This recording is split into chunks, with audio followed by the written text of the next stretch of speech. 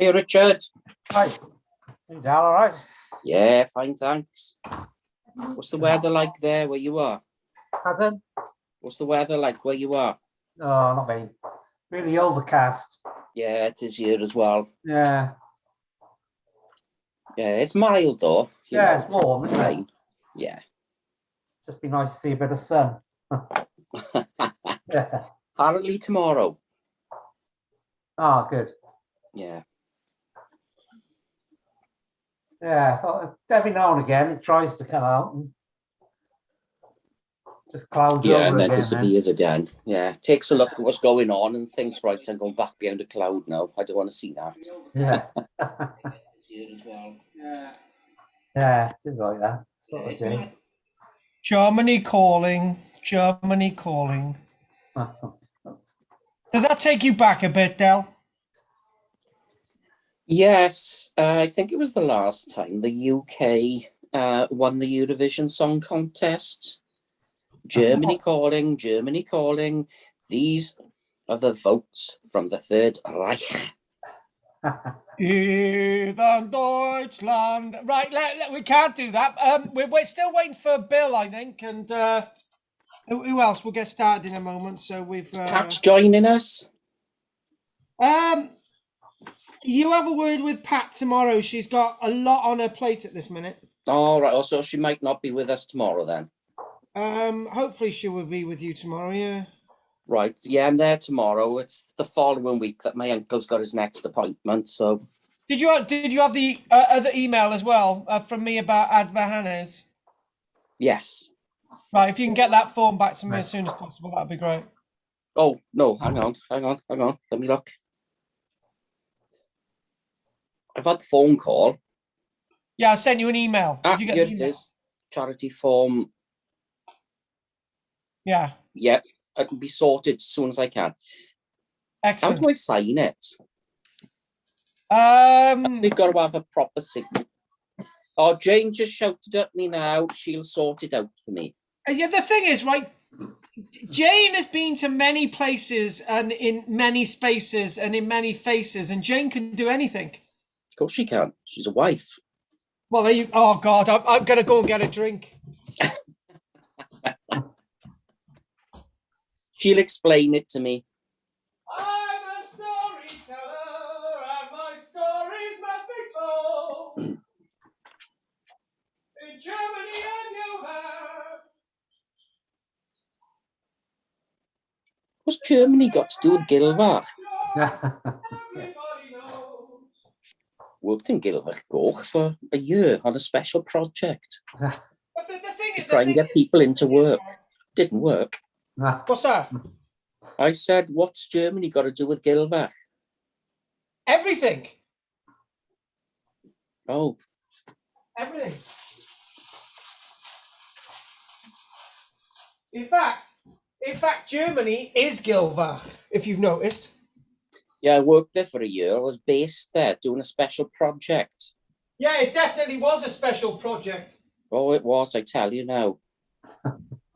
Fourth generation of people who'd never worked because they'd never been taught or had any inclination or any sort of family members who'd actually worked. So the word work and the concept of work was alien to them. And I mean alien, I don't mean it in a nasty sense, but they couldn't grasp that people were actually allowed to work. But Gilbert is this little valley community. There's one way in, then there's a loop road, and one way out. The other issue with it is one side of the stream is in Bridgend County. The other side of the stream, which is the greater part of the village, is in Rhondda Cynon Taf County. So it's one of those bizarre places. It sounds a bit like Barry. Yeah. It does. Yeah, I was asked for a quote about some churches being pulled down in Barry, and I was just thinking, well, they won't be asking me for any quotes about anything being pulled down in Barry that's old because there'll be nothing left. No. I mean, they're good if they're structurally good, but as Do you know, far it's as just, the old, as far as the old congregations are concerned, these days we're taught it's not the building, it's the people. Is it?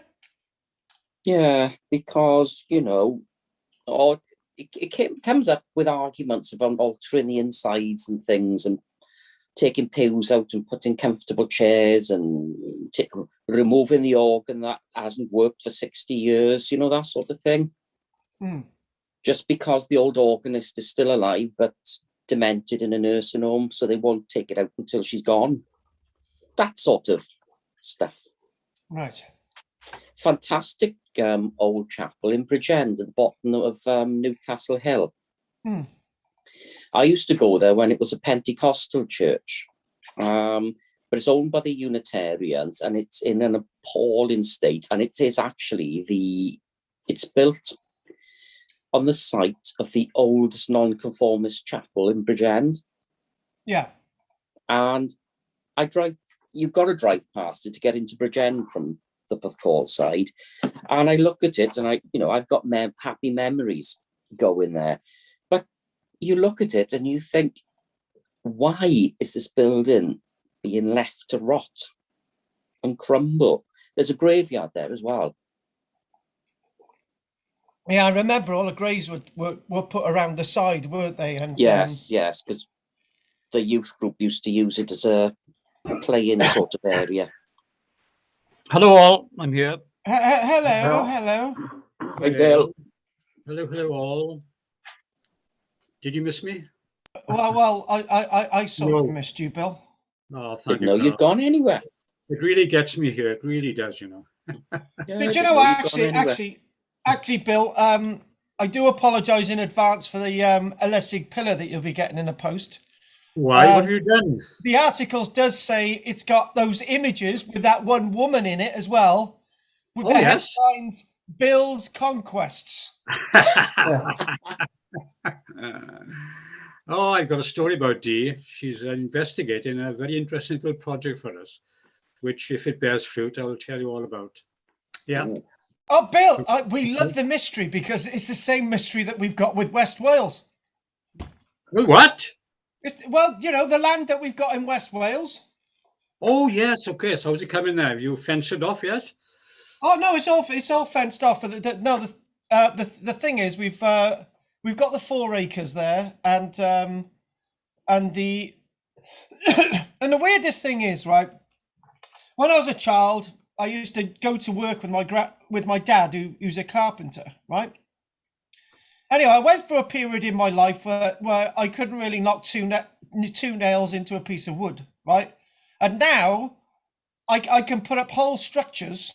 I'm actually building a turkey shed in the garden, and it's 2 by 2 meters, this turkey shed, and I got carried away, and I said to Michelle, "Is this a bit big?" And she said, "Oh no, this fine." And the point is, I'm actually building the toilet block at the minute, and the goat house is more or less complete. We've got to do a tool shed, and then we've got to do a site office, and it's so easy to do all these things now, and I just think it's. And that is exactly tomorrow. Jessica will be looking at it's Anglo-Saxon reuse of Anglo-Saxon architecture in Britain. And the reason why I've mentioned that is because our skills as British people are to build in timber, right? If you've got stone, you use the stone as if you're building in timber, and it almost comes second nature that we can eventually bang 2 nails into 2 bits of wood and make a house. Not difficult at all. But the thing is, lots of people can't bang 2 nails into a bit of wood, Bill. That's the point. We were down in West Wales and we had a volunteer with us, and the volunteer said to me, he said, I've never cut a piece of wood in my life. He's 24.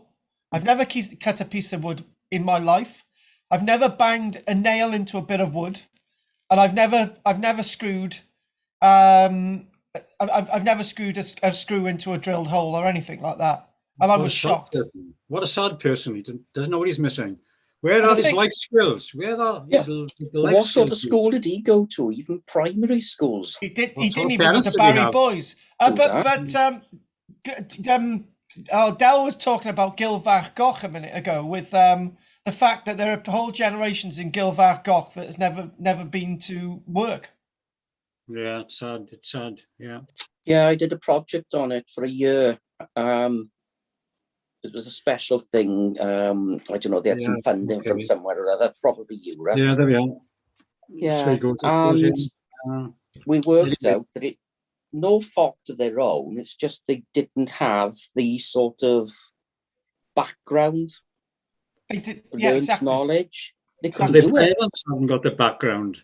And then Yeah. their grandparents haven't got the background to Grandparents, tell them. parents, Exactly. kids, We've lost a generation or two, never haven't we? seen it, never, My you know, lifetime. it was an Exactly. alien concept. It's Exactly. pathetic, isn't it? Really, really sad. Right. What we're Anyway. going to do now, we got to crack on, folks. Otherwise, we're going to be all day, right? So now let's get straight into it. So we'll record this separately anyway, and there you go. Right. So next week, I'm going to tell you what we're going to be doing next week anyway. So next week we're going to be looking at Carausius and Electus, with a penchant to Carausius II. So that's what we'll be doing next week. Right, this week we're going to be doing an event known as the Great Conspiracy. Right, it's a rather interesting event, and we've got a few images that we'll be looking at and a nice little bit of text.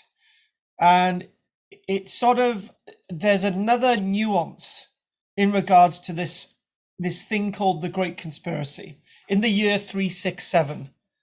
And it's said by a number of writers, contemporary Roman writers, that the Great Conspiracy was an event that the Roman military just stood back whilst numbers of Angles, Saxons, Picts, Irish invaders, loads of different people came over to Britain and went through the countryside, looting, pillaging, and all sorts of things. And even the Roman garrisons were said to have fought against each other in Britain. So in other words, it was a moment when everything went completely to pot, and then the next year, everything was back to normal.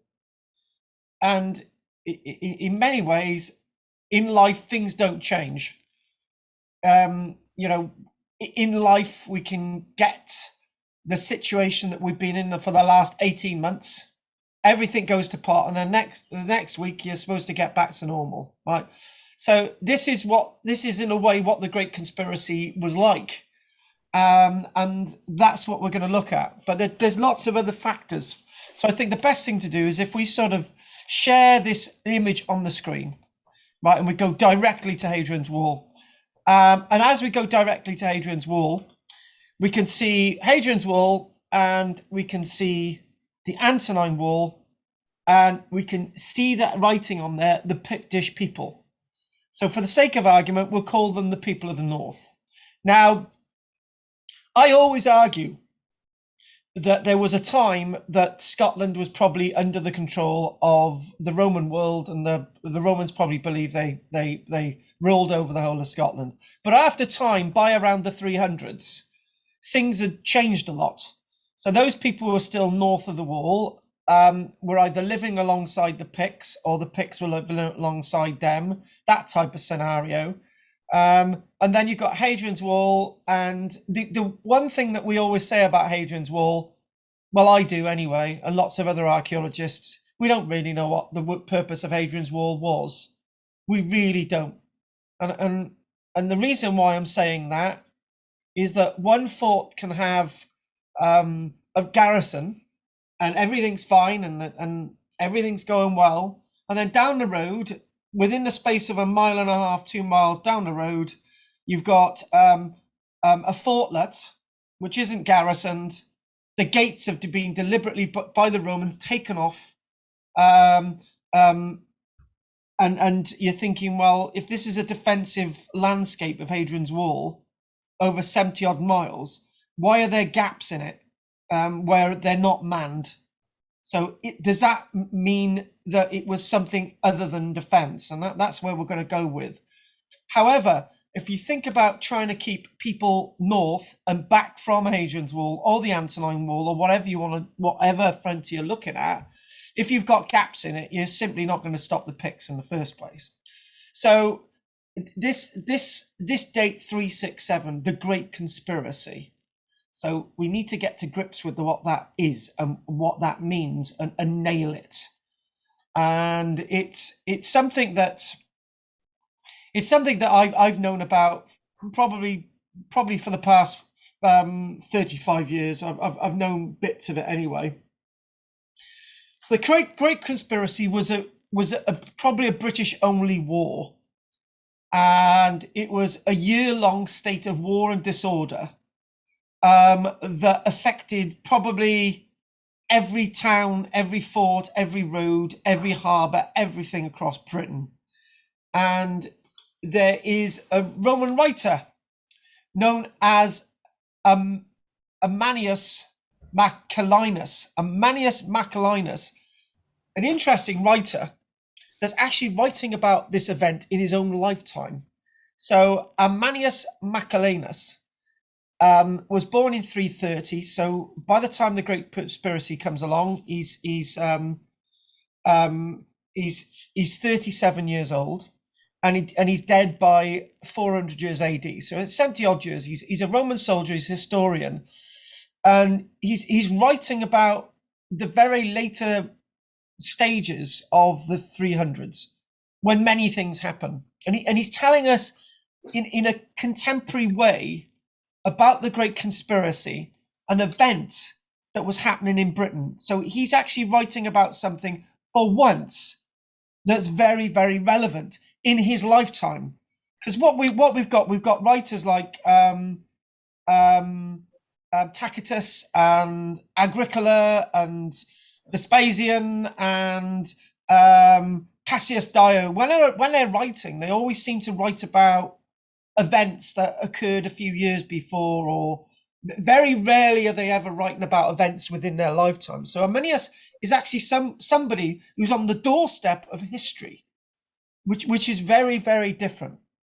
And even when you look at when Julius Caesar's writing, in many ways, when Julius Caesar writing about his own campaigns, he's usually writing after the event. So he's actually probably writing from memory, because I can hardly think that you're going to be in a tent writing about a campaign that you're actively involved fighting with, and then obviously publishing it. So Ammianus Marcellinus is telling us about this great disorder, and he describes it as the Barbarica Conspiratio. Barbarica Conspiratio, the Great Conspiracy. And it's almost as if the Great Conspiracy occurs against a backdrop of ever descending problems within the Roman Empire. So we're into the 360s. The Roman Empire in the West has just got around 100 years to go. We're now in the Seneca collapse. The Western Roman Empire is now collapsing, right? But interestingly enough, with this collapse, with this big event going on, Britain takes a number of decades to sort of completely dissolve into the quagmire that we actually start to see the 450s, the 460s, 470s, the period of King Arthur, that Britain is beset with. So one thing I want to mention is something that's really, really unusual. That is, when I say it's really, really unusual, it's really, really unusual for me to think about. And what that is, it's about the Roman Empire is always fighting amongst itself, right? It's always squabbling. And when I make that statement, when you talk about the fall of Rome in 410, and then you see another Gothic fall of Rome between 410 and then you get to 476, which is the eventual fall of Rome in the West, I always make this statement. I always say the only thing that could destroy Rome is Rome itself. Yeah, the only thing that could actually make Rome collapse is Rome. There's nothing more powerful than Rome. And it was always Rome that was its downfall. The rise and fall of the Roman Empire was Rome's downfall. And it's like political parties today, isn't it? A political party is only as strong as itself, and until people start squabbling within a political party, and then things start to fall apart. And I just want to mention this one thing that isn't too much of a distraction. There's a major battle known as the Battle of Mursa Major, and a Mursa Major takes place in obviously later become the old world of Yugoslavia, Croatia. It's Mursa Major, and there's a great battle in the year 28. Start again on the 28th of September in the year 351, and what that battle is between two Roman emperors. Yeah, Roman emperor versus Roman emperor. So it's Magnentius and Constantius II in the year 351. And they fight this huge battle. And what happens, it's likely that, hang on, if I can get my little facts and fictions in here. It's likely that probably a third of all the Roman military in the Roman Empire is actually involved in this battle. A third, right? Because the strength of Constantius II is around 60,000 men, which, as Bill can quickly do the maths there, that is the equivalent of 10 Roman legions. And how many Roman legions were there in the Roman Empire at any one time? No more than 25. So if Magnentius's army is like 5 Roman legions, you can work out that it's actually more than a third, right? So there's this huge battle, massive battle, and it's you could say it's the battle of the age. As many people involved, there is as many people involved in this battle, probably as there's involved fighting at the Battle of Waterloo in 1815. So it's quite a big battle for the age, and there's a lot of death. There's probably in the region of 50,000 injured or 50,000 dead. We can't really get the figures. So that means that if there's altogether 100,000 individuals involved in this battle, half of that is dead or injured. So that means that the Roman Empire is catastrophically weakened. And what's that got to do with the Great Conspiracy? Well, Great Conspiracy is 16 years to come, right? And what happens is simple. The Roman army can't replace those losses. The Roman army is unable to replace the losses that it's incurred because of this battle.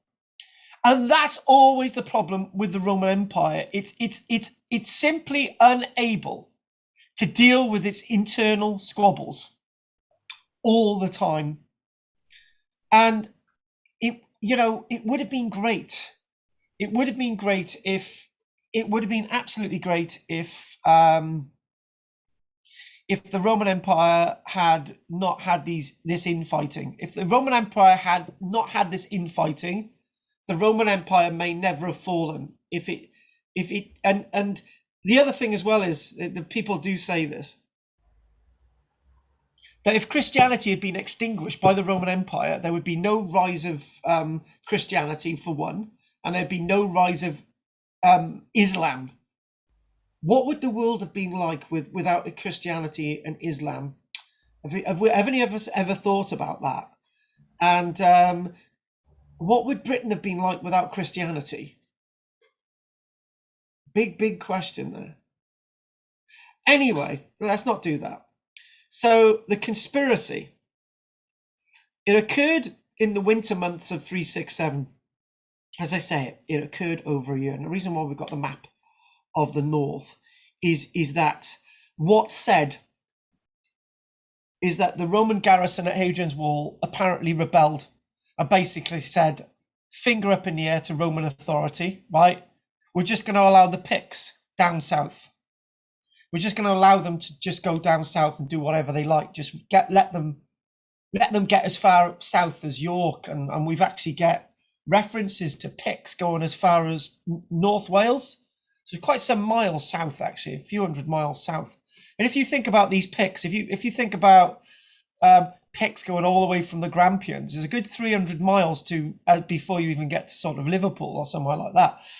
So it's quite a big distance, and there's nothing really stopping these people. Shouldn't I just end there and just call it a day? Well, what is interesting about the Great Conspiracy is not just because of the Picts, right? Not just because of the Picts coming over from the north. There's another tribal group of people coming over from Hibernia, which, as some of us know, is Ireland.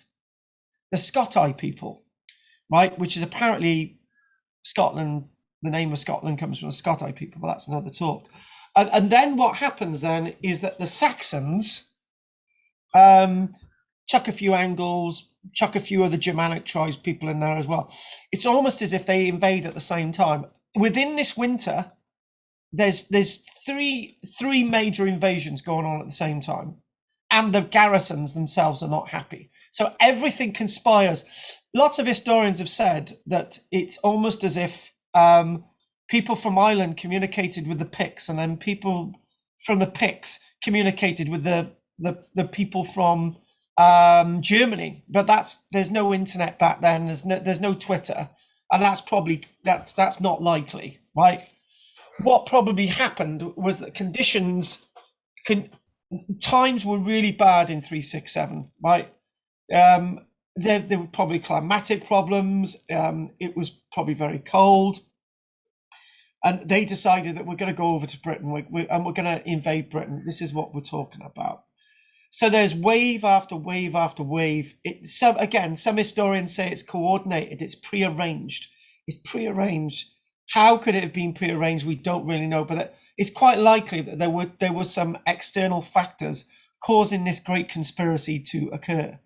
And the Roman Empire weren't really wanting the Saxons and the Angles to actually come into the empire, really. So where would they go next? Well, doesn't this sound familiar? The French don't want the migrants. So where are the migrants going to go next? Do you see what? Yeah. So in other words, the Romans are stopping along the Rhine and the Limes, stopping people coming into the empire, into modern day Europe.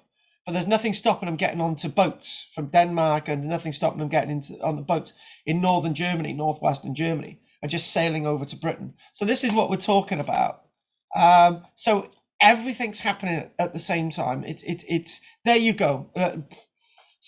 It's very, very, very interesting. That what we're doing is probably that is probably if we look at the arrows and we chuck a, you can see that the Scotti people, the people from Ireland are almost going into Scotland, and the people in Scotland are going, oh, bloody hell! So we need to go south. There's these Scotti people.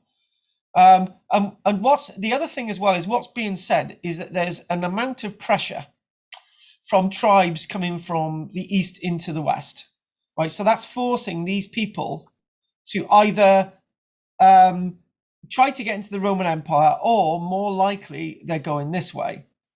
They're going into the northern part of Europe rather than the western part of Europe, and they're just going over. And the reason why this is called the Saxon Shore Fort is quite simple. This is where we had problems from the Saxons. Yeah. Again, that's something that other people disagree with. But in my own research, what I am seeing is that there are these people coming over from Ireland that undoubtedly affect this coastline. And do you know what? I've actually just remembered something, and I'm going to tell you about it now. I wasn't going to do this. Let's just scrub all that off. Now, if we go down here and we put a little bit of a cross, why does it have to come up with the same color as the map? Okay, let's put a bit of a cross on them. Oh my God, it's not letting me change it. Anyway, hang on. Let's see if I can change that cross a minute. Change the color of it.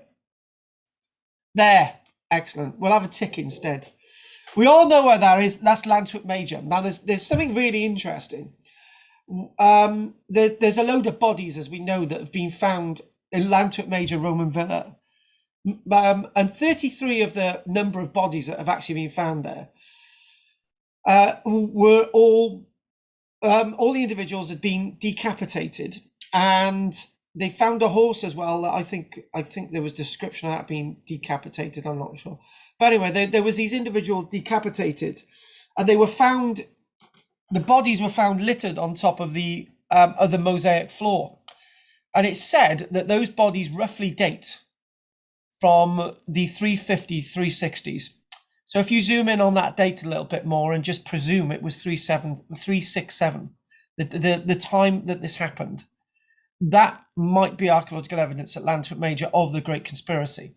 The difference is these raiders from Ireland were the ones who ended up dead in that room, not local people, as we see in the DNA. So that's an interesting area. So again, this Great Conspiracy is not just seen as a historical event. There is little bits of archaeology littered around the place, and you can actually start to see what's going on. It makes it really, really interesting. And something else I'm going to mention as well is the name Magnus Maximus. Maximus was a guy who was locally born, decided in the year 383 to march on Rome and proclaim himself emperor. And when you think about it, right, 383, 367, there's only 16 years in it. So in other words, Britain is becoming very troublesome. Britain has got lots of these internal troubles, and in many ways,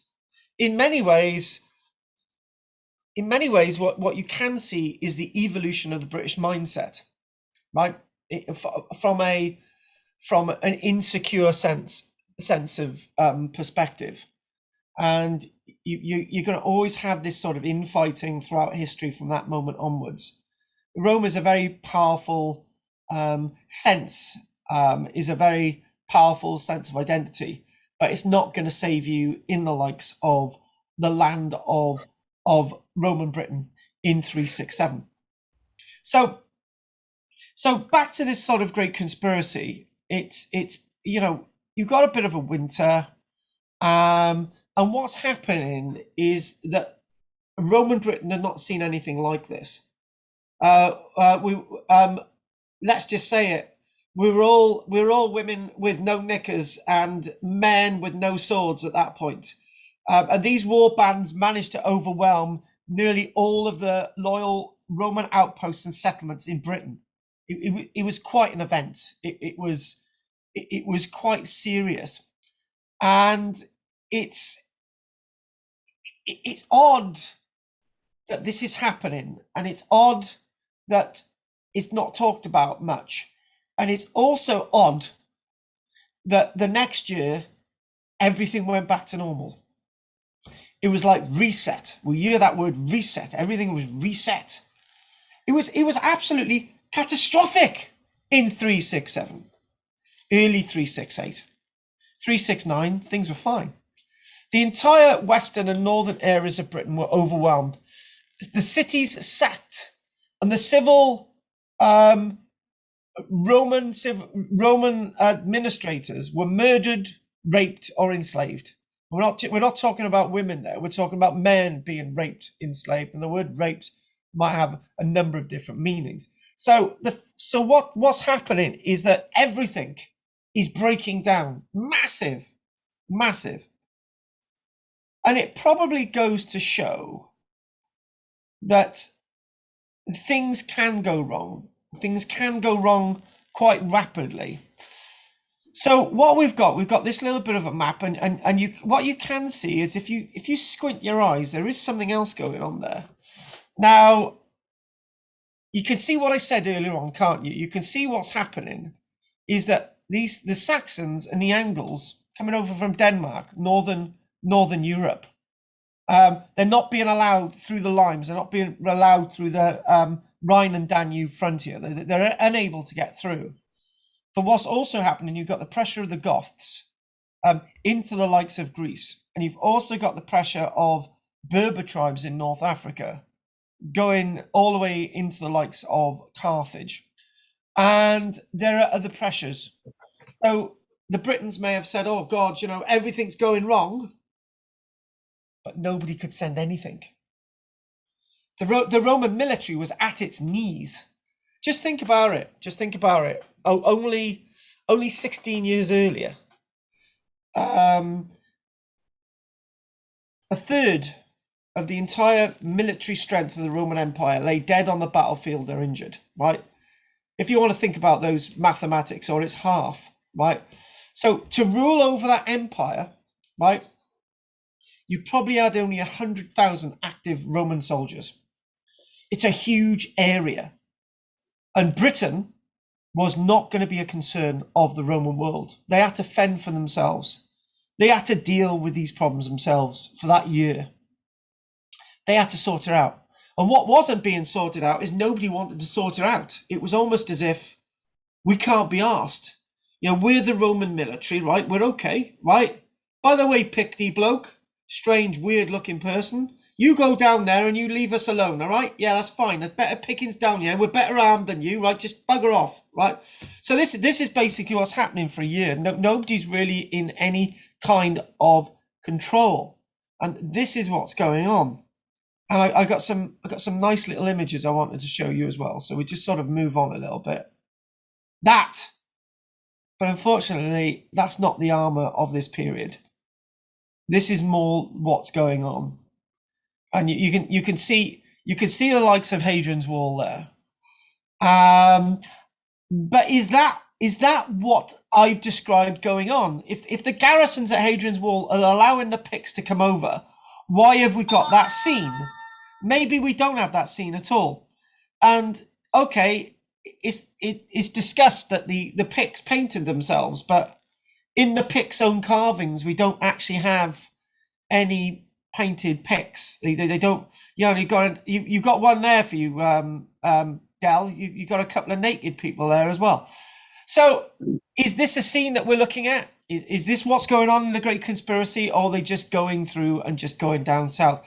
This is maybe what was happening in regards to some of the towns and cities in Roman Britain, that, you know, that they were being attacked. But you can clearly see here that the Roman armor is very different from what this is. And actually, this is actually getting more into it, really. You've got this very different looking helmet. Hang on a minute, let's get the little, you know, very different looking helmet. This individual isn't completely covered with armor. And it's simply because also the Roman Empire is running out of supplies. It's running out of vital raw materials. In other words, one thing that I've been looking at recently, right, is the fall of the Third Reich in 1944 and 1945. And one thing I'm seeing, even though there are lots of tanks, the Germans have thousands of tanks in the heart of Germany, but they can't get them anywhere. They don't have trained soldiers to move the tanks. They don't have fuel to move the tanks, right? They don't have coordination. They don't have infrastructure, right? By the time you get 367, the same thing is happening in Roman Britain. You might have iron in other parts of the Roman Empire, but you can't get them out to here, right? You can't get the weaponry to these people. So their armor and the way they would dress was very different from the Roman military coordination and how the military had looked 100 years earlier. And one concept that I really struggle with, right, heart on heart, right, is this word, the legions left Britain. They never left Britain because they didn't exist.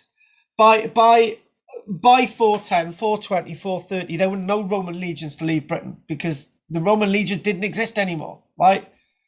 And then if you start reading the text, do you know the word knight, right? The word knight, you had Roman knights right? And you're thinking, what? So in other words, generals, the legator, starting to become knights, and you can see where the round table and stuff is coming in there. But we'll just move off that one. I like illustrations like this. They're more what I want to see. Right? They paint that. Can you remember that one of the steps? Yeah, of the step, the Temple of Claudius, and there's these veterans defending on the steps of the of Claudius's temple in Colchester in AD 61. I love that illustration. I really like nice illustrations that's slightly close. This is slightly close where it needs to be. Now, what I want to do next. And hopefully my slides are in order. I'm not sure because I got a bit carried away with this. Hang on a minute. Oh yes. Hang on a minute. They're not in order. It's all the pot. We're going to look at this right now. We on our Archaeology Cymru events. We have been to Burr Castle, we've been to Caister-on-Sea, we've been to Bradwell, and I'm pretty sure that we went to Brancaster. I'm not exactly sure. And it will be Jessica will be announcing tomorrow that next year you will have the opportunity to go to Porchester and Fishbourne Roman Palace.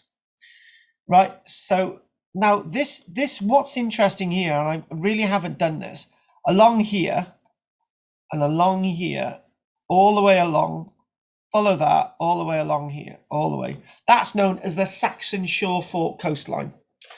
Right, it's represented by these Saxon shore forts, and there's a few missing actually on that list as well. And this leads us to the next thing I want to tell you about. So you're thinking, hang on a minute, Carl. Right, okay, right, all right, yeah. We're reading this great conspiracy thing. Love it, right? It sounds very interesting stuff, right? But why is there nobody in charge of this? What's happening? Right, what's going on? Yeah. How can the whole thing fall apart? Well, society can so easily fall apart, right? Now, I'm going to use a recent example. Society started falling apart in March and April last year.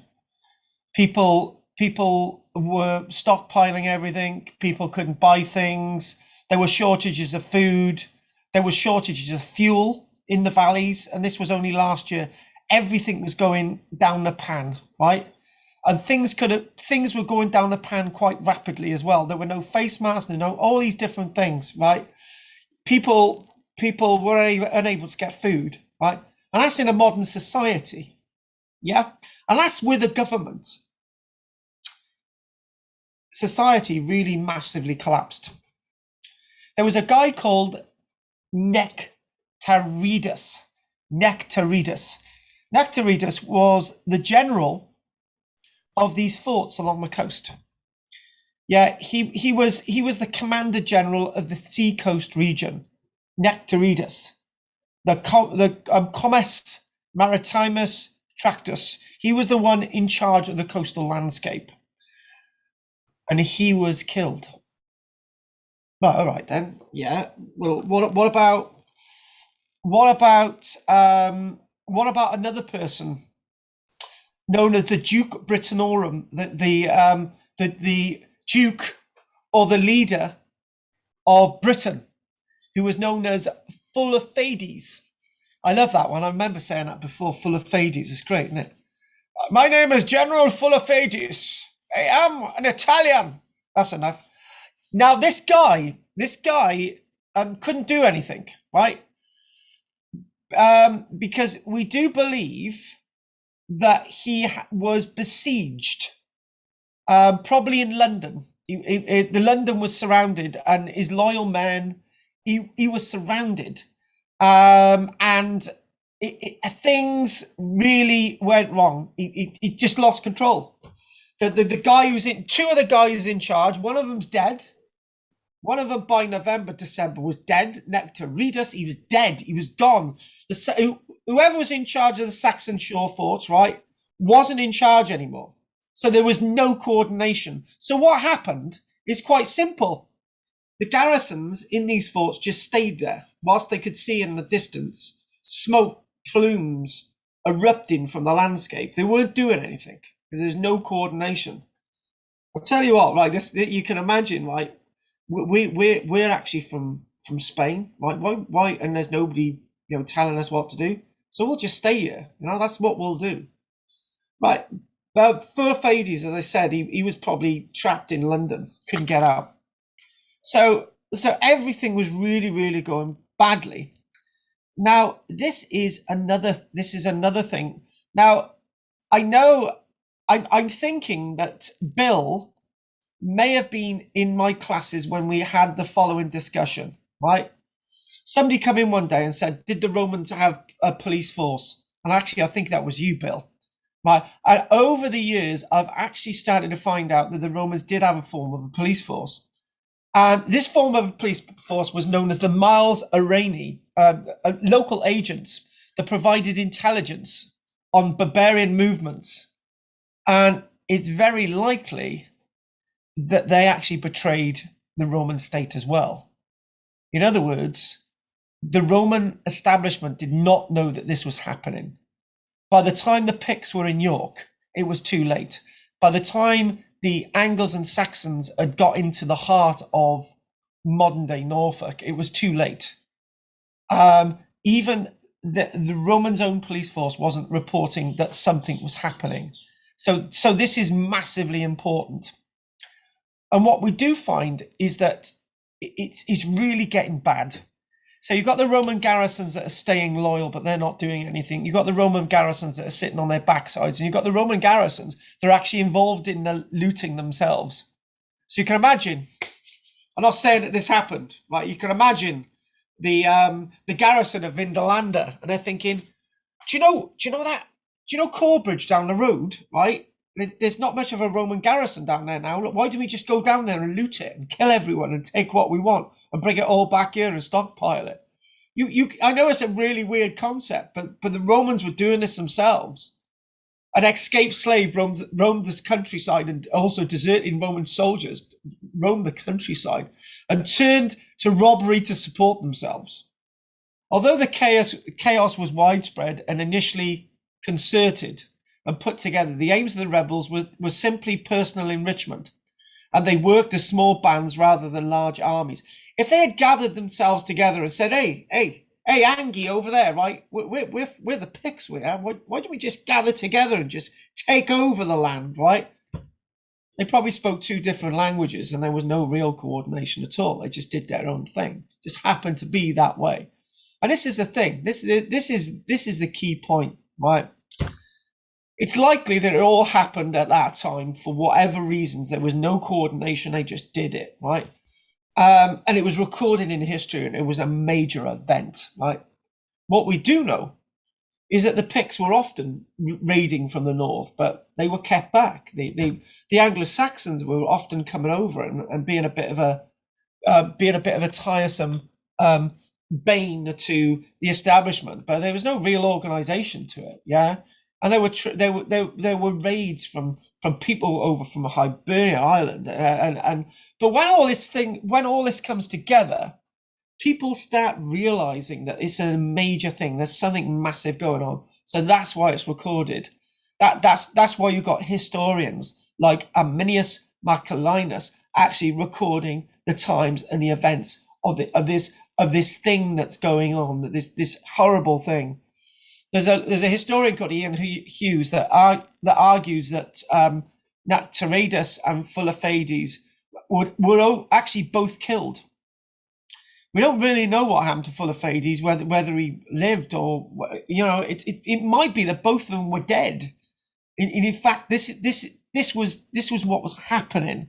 That this is exactly why everything went wrong. So. Again, let's change our image. Oh, let's just actually go back to some of the images that we've missed. you know, I do like that. And what you're talking about is that what could happen, what could easily have happened is that it was so easy for the Picts to have, no, that's the wrong word. It was simpler for the Picts to get down south without needing boats and stuff, because they would have used the more superior Roman road network to get south in the north. Now, you know what I feel about the Roman road network in Britain. It was pretty crap down here. But what we do have is whole stretches of really decent road up in the north, really good stuff, really powerfully built stretches of Roman road. Some of the best Roman roads can be seen in Northumberland, for example. Really good paved roads that are actually properly paved roads, right? And what that probably meant was it would have been quite easy for the Picts to have got all the way down here, even to the likes of Viraconium. Maybe they were stopped. But you can imagine you can go all the way down here, all the way down to Lincoln. So it's quite likely that the Picts managed to get all that further south. I've actually heard of Picts much further south than that, but we won't do that one, right? And then the other thing as well is what we do see is it's not really marked on a map, and it's not fair on what I'm trying to say. But one thing I will say is it's very likely that that around here there are water systems all the way along Norfolk. So it's quite likely that you could have had these water systems aiding them getting all the way down to Peterborough, and the water systems. For example, you've got the Thames itself. Remember, London is South Bank and North Bank, right? You could have had Full-of-Fades in London, seeing shipload after shipload going further and further into Britain, and there's nothing you could do about it. So this is what we're talking about. It's a complete collapse. It's a complete problematic time. Now, so what we're seeing as well is that we do have other reports along the Germanic frontier, and there's requests from central authority to help the ensuing problems from the east. They kept them back. Maybe some raids from the Franks, but they kept them back. They were able to keep them back, and they went to Britain instead. And so I'm going to give you a little bit of a chronology. There's this historian, Ian Hughes, giving us a little bit of a chronology, and he's sort of telling us a little bit more consistent to what's exactly going on. So at that time, you've got a number of commanders, and you've got a commander known as Severus and Jovinus. And Severus and Jovinus are sent by Emperor Valentinian I to deal with problems up in the north, west, and possibly in Britain. So this historian Ian Hughes says the following: the Great Conspiracy didn't actually occur in the winter. It actually occurred in the middle, more or less the start that we would think of summer in 367. He's saying that Emperor Valentinian was informed of the Saxon and Frankish raids along the Gaulish coast, and he may have been informed about the deaths of at least Nectaridus and Duke Britannorum. Duke Britannorum may have been alive, but he says, this guy Ian Hughes reckons, Full-of-Fades was actually dead. It's said that Severus is given a small force and ordered to gather information and counter the Saxon and Frankish raids. So in other words, Severus was given probably a force of a legion and a half to actually deal with all this. It's probably impossible. That's probably all that Valentinian could actually give him. The emperor himself actually moves north to actually try to work out the situation. The other general, Severus, returns with information that more troops are needed to restore order. Jovinus, the other general, is ordered to the coast and begins repelling attacks. And it's at that point it's said that the situation in Britain is dire. It's gone beyond what we can deal with. So what eventually happens is that there's this guy, not Jovinus or Severus, there's this guy known as Theodosius. Theodosius is sent to deal with the situation. Now, the name Theodosius would ring a bell. Yep, so Theodosius does ring a bell in your mind. Theodosius is the one later on. The later emperor Theodosius I was the one who basically said that everyone had to be Christian and that Christianity had to be the official religion of the Roman Empire. So let's have a little look more at some of the slides, and let's have a little bit of a look here. So this is rather interesting. Spot which ones are the Romans. It's not that easy, is it? The ones that are the Romans are the ones that have got almost Christian-looking symbolism on their shields, and they don't look like typical Romans, but this is the Roman army at that stage. These are Roman Marines in there to intercept these Angles, the Franks, the Saxons, any Germanic people. This lovely scene, right? Intercepting Saxon pirates it's got there on these barges, these rowed barges. So this is what's going on. I'd hate to be that guy rowing a bloody boat. I'd spring back into action myself. Chinaman. Yeah, but actually, Bill, I wouldn't take the mickey out of that, because there were Chinamen in Britain at that stage anyway. Because we got the archaeological evidence of bodies being excavated in London. So Theodosius in 368. Now, it's almost as if Britain's left to its own devices for the best part of 8 months.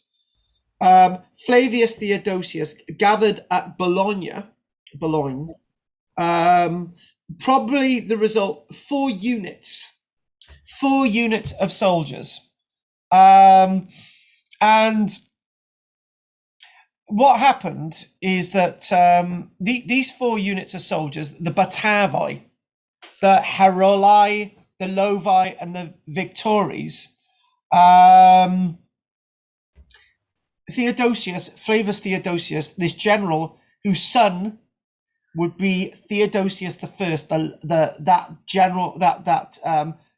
son general that eventually become the great Roman Emperor Theodosius.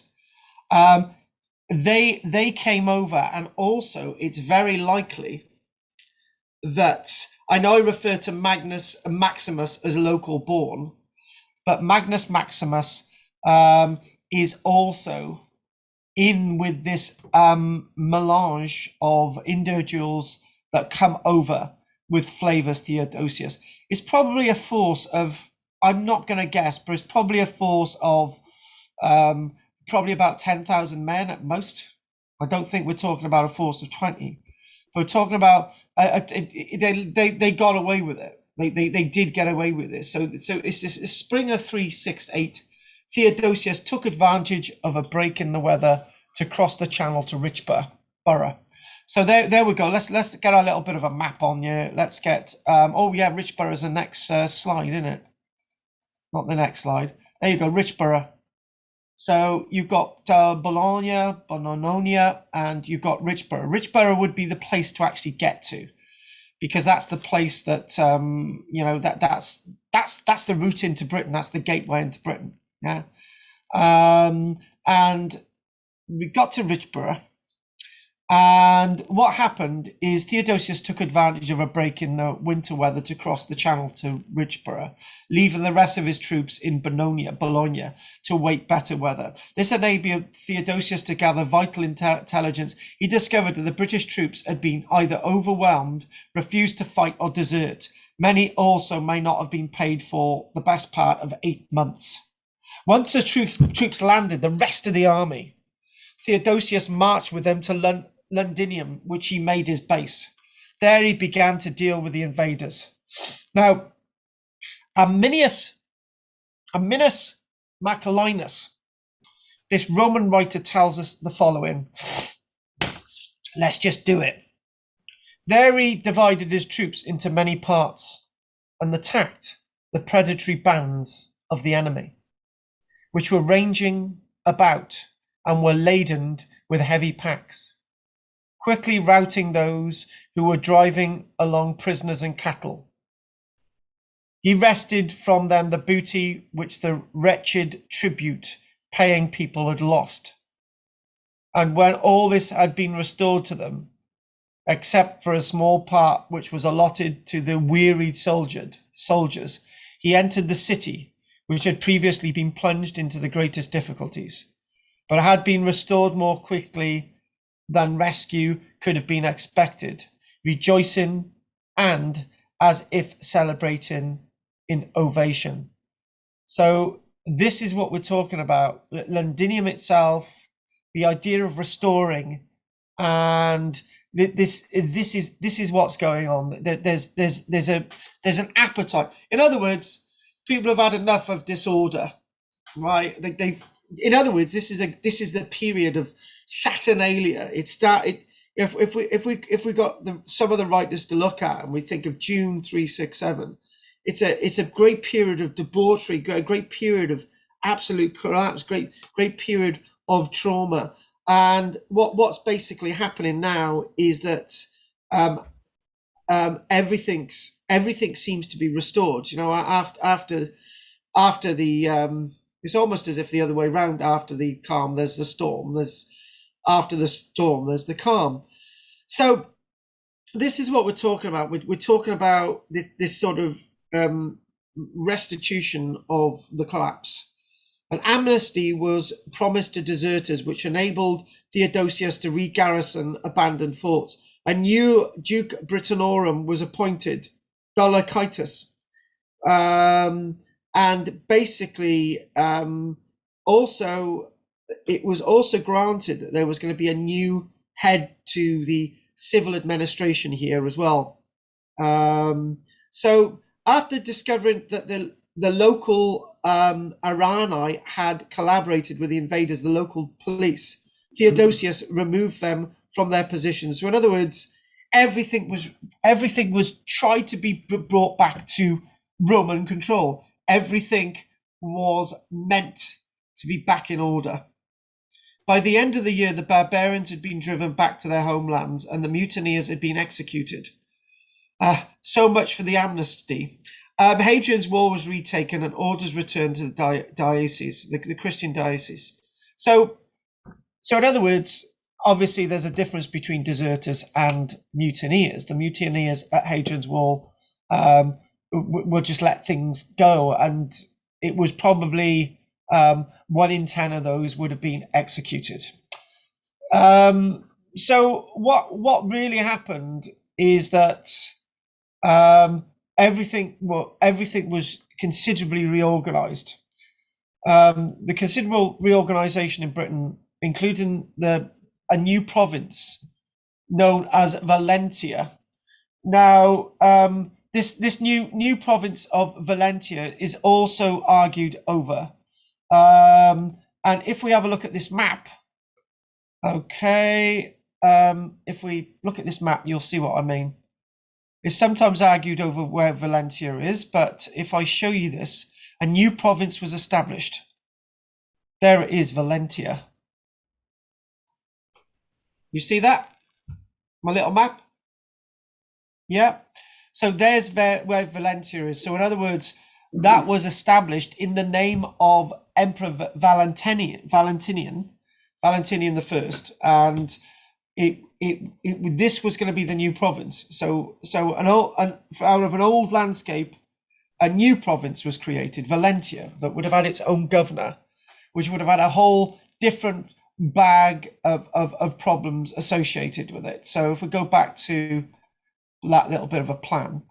So again, sort of going back a little bit as well. And there you go. This is a copy.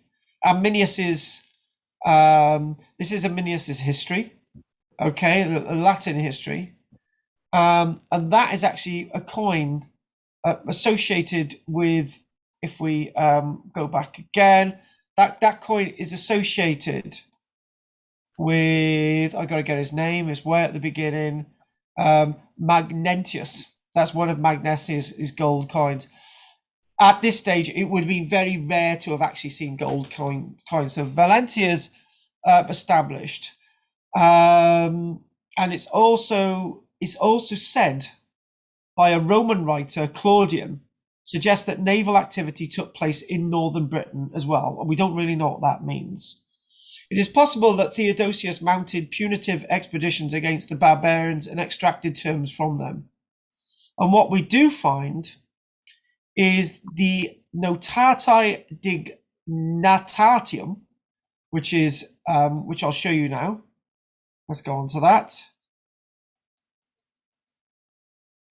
That is actually from that. Oh, hang on, where is it? Hang on, that's actually an illustration, a later illustration, but from that. It's likely that the Notatia Dignatatium, which was believed to have been written in the 400s, discusses some of the campaign work. There's lots of refortifications occurring in Britain. Theodosius returned to Rome a hero and was made senior military advisor to Valentinian I, replacing Jovinus. A decade later, his son became emperor. The Romans were able to end much of the chaos, though raids by all of the people listed above did continue. Right, so what we have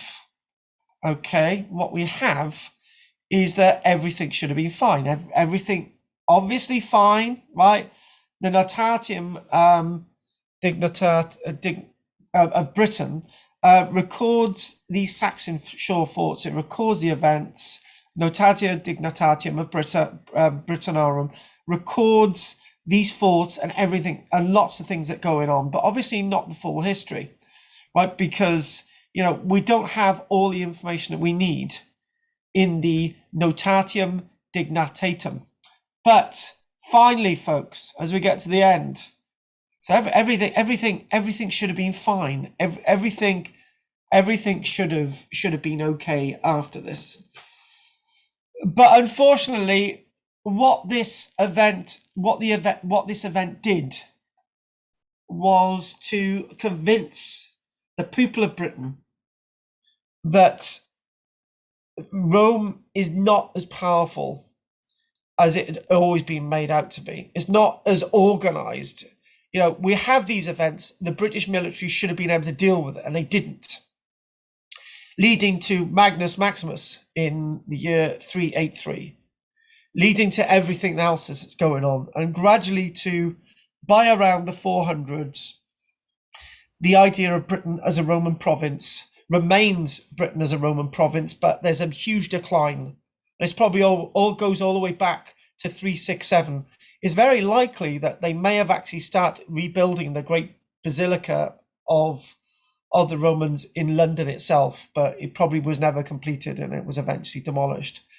It would have caused a great deal of problems to the British wealth, and again, the eventual problems that would occur in the 400s.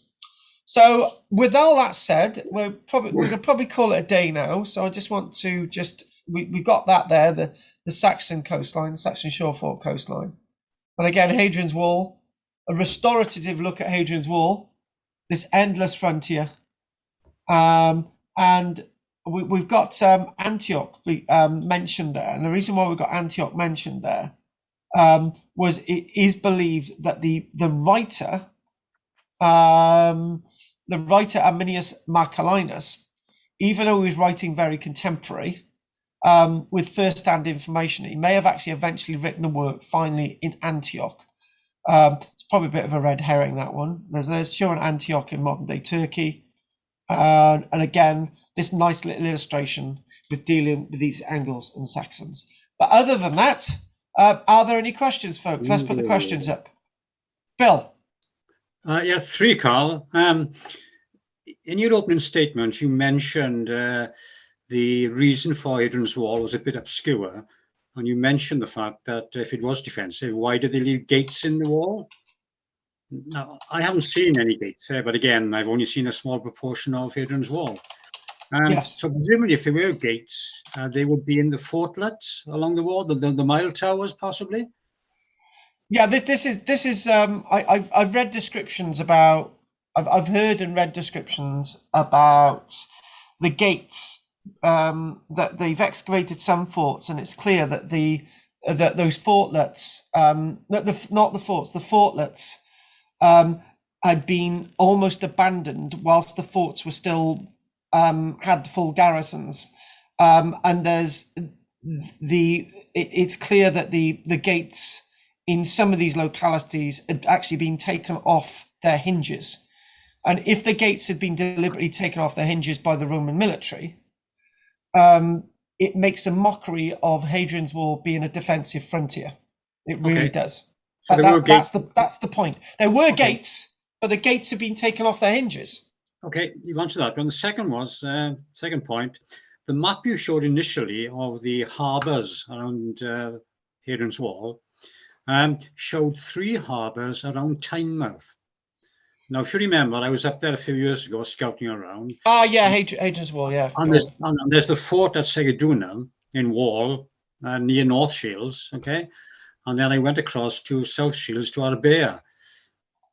To me, that's the only known harbour there, but yet they've got 3 on that map. I just wonder, is that accurate? You wouldn't know that, would you? I gotta put this on now, right? Let's just get this on, right?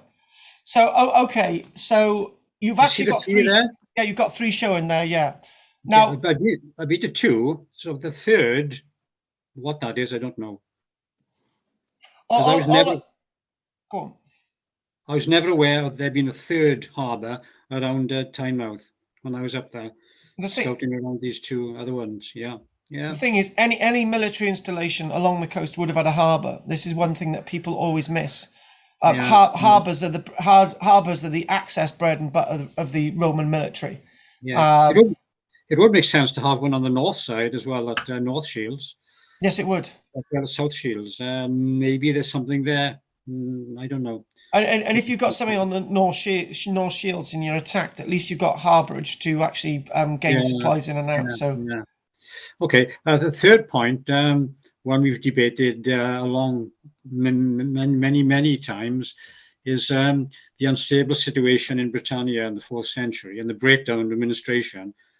And I was going to ask, were there any other writings from Roman scribes and historians? But you mentioned Aminiamus, so you've answered that question. He did write about these things. But of course, it's the crux of the matter is the fact that, as you indicated, the legionnaires there, they just didn't, they weren't paid for months and months and months. And if you're not paid and you see your family go hungry, what do? You rebel. So, and that's what happened on a cycle over many weeks and months, etc., and years. It was a gradual decline in administration and rebellion, if you like, because of that. They would have lacked respect for the officials as well. The thing is, most of these people on these frontiers were actually married with local women and all the rest of it. So with local children. So they need to be very defensive of what they have rather than not. So and I guess if any of these returned to Rome, they probably were auxiliaries. Not bound or born in Britannia, and quite happy to go back maybe, and along the way just stop off at their home countries, etc., because of the lack of discipline and the breakdown of all the administration, etc. It's a very mixed up picture, isn't it? When you think about it, 1 minute Roman Britain is so well organised, and you've got these nice polished officials wandering around, and you've got these nice soldiers in Roman military gear, and you've got this road, and you've got everything built, and then gradually it's almost as if Britain stagnates. Actually, Rome stagnates. The Roman Empire just falls apart, and it's in many ways it's over a long period. That's the point. Yes. It just didn't happen overnight. It's over months and years. This gradual erosion of discipline proceeded. Yes, exactly. I agree. Okay. Thank you, Bill. What about you, Dallas? Absolutely fine. I'd not come across the great conspiracy stuff, so I'm going to look that up. Get a bit more information in either online or some of the books I've got. And Yeah, really enjoyed it. Thanks. Many thanks. Well, and what about you, Richard, baby? Oh, really interesting. Good, good. Funny, actually, I watched the series on Sky. It's been on over the last, well, I don't know when it was originally put on, but I Yeah. discovered it the other day. It's about 12 episodes of virtually from, it's called Rome, the Rise and Fall. And that was fairly interesting. There seemed to be a few sort of holes in a lot of it, but sort of opened my eyes a bit to it of how you tend to think of the Roman Empire as really organized and everything, you know, and it wasn't really. It was, it was as we would call in the profession, it was the Purcell Brigade. You know, you think it's all fun and laughs, and it's not. Yeah. So, on that note, folks, next week we're going to be looking at Electus and Carausius, and we'll mention Carausius II as well, who's a strange figure in history. Other than that, if there's no more questions from Bill, Del, and Richard, Richard, I'll see you on Friday. Bill will be there tomorrow. Del tomorrow, and Del, don't forget that form, and Bill, don't forget the Chester stuff as well. If there's any other questions. No, thank you, Carl. Thank you. My pleasure. I'll see you soon. Thanks for joining us. Bye, everyone. Yes, I did, Richard. I got it. Yeah, thank you very much.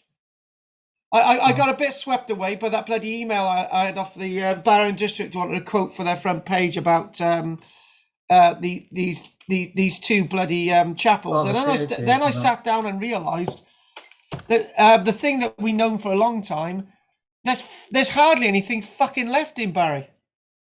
No, very little. 20 years ago, you were falling over it. Now, where is it all? Yeah, I looked into it once. I must have a list of how many churches and chapels are in Barry. I would have thought there's probably a third of them left, if that. Yeah, probably less than that, to be honest. It's like I was looking. I think Gary Tiley had put something on. He put a thing on with the he put a picture on of a coal farm. Yeah. And saying how nice it looked, you know, with the thatch roof. And I sort of put a thing on there, you know. I think that's the last thatched house in Barry. So I had a look the other day. Oh yeah. Sort of went over Cavickston and everything, you know, Google Earth. And it's the last thatch building in Barry. And when we were children, there must have been a dozen of them at least. Yeah. It is pretty shocking. Yeah. So anyway, Rich, I gotta call it a day, and I will see you Friday. Yeah. Okie dokie. Speak to you then, mate. I'll see you then. Cheers, Take Carl. care. Cheers. Bye. Bye. So long. Bye. So long. Bye.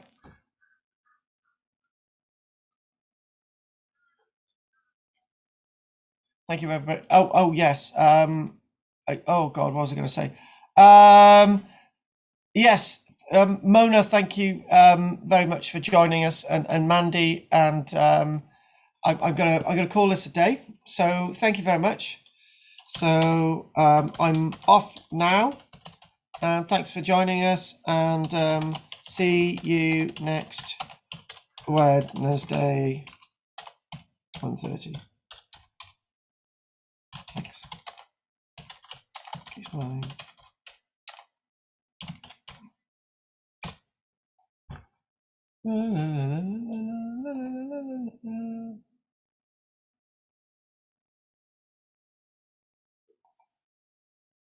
Right, I'm off now, folks. So thank you very much.